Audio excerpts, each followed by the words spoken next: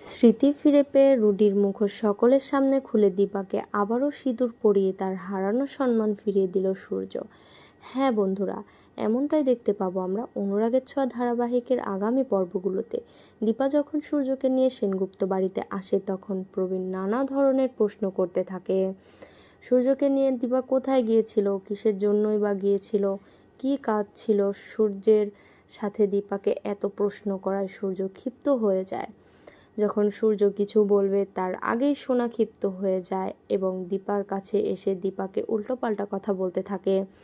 দীপা সূর্যের হাত ধরে থাকায় সোনা সূর্যের হাত থেকে দীপার হাত ছাড়ানোর চেষ্টা করে। ঠিক সেই মুহূর্তে সূর্য সোনাকে রেগে বলে যে, তোমার সাহস কি করে হয়, তুমি আমার সামনে দাঁড়িয়ে আমার স্ত্রীকে অপমান করছো, তার গায়ে হাত তুলছো, তুমি ভুলে যাচ্ছ উনি তোমার মা। এতে করে সোনা আরও ক্ষিপ্ত হয়ে যায়, চিৎকার করে বলে, আমি ওনাকে মানি না, উনি আমার মা হয় না। সূর্য তখন সোনাকে বলে, চিৎকার করে যখন সোনার গায়ে হাত তুলতে যাবে তখনই দীপা বলে যে, এটা কিন্তু আমাদের শিক্ষা নয় ডাক্তারবাবু, আপনি ওকে বোঝান, ও ছোট মানুষ, ও ভুল করতেই পারে, কিন্তু আমাদের বড়দের কাজ ওকে বোঝানোর, ভুল পথ থেকে সঠিক পথে আনার। সূর্য তখন বলে, ভুলটা আমারই হয়েছে, ওকে ছোট থেকেই আমার শাসন করা উচিত ছিল, কিন্তু আমি সেটা পারিনি। ও যা বলেছে আমি সেটাই শুনেছি, তার জন্য আজকে এই অবস্থা হয়েছে। নিজের মাকে পর্যন্ত অপমান করছে। সোনা তখন চিৎকার করে বলে, বেশ করেছি, আমি ওনাকে 1000বার অপমান করব, উনি আমার রুডিকে মেরে ফেলেছে। চিৎকার চেঁচামেচি শুনে সেখানে সকলে উপস্থিত হয়। একটু দূরে সরিয়ে থাকে কুন্তলা ও রুডি। উর্মি ভাবতে থাকে, হঠাৎ করে দাদাইয়ের কি হয়ে গেল, দাদাই তো এরকম করছে কেন, সব কিছু মনে পড়ে যায়নি তো, এটা হতে দেয়া যাবে না। তখনই সোনা বলে যে, উনি আমার জীবনটা ধ্বংস করে দিয়েছে, প্রথমে তো আমাকেই মেরে ফেলতে চেয়েছিল, আমাকে মারতে পারেনি বলে আমার রুডিকে মেরে ফেলেছে। সূর্য তখন বলে, রুডি এখনও বেঁচে আছে, ও মরেনি।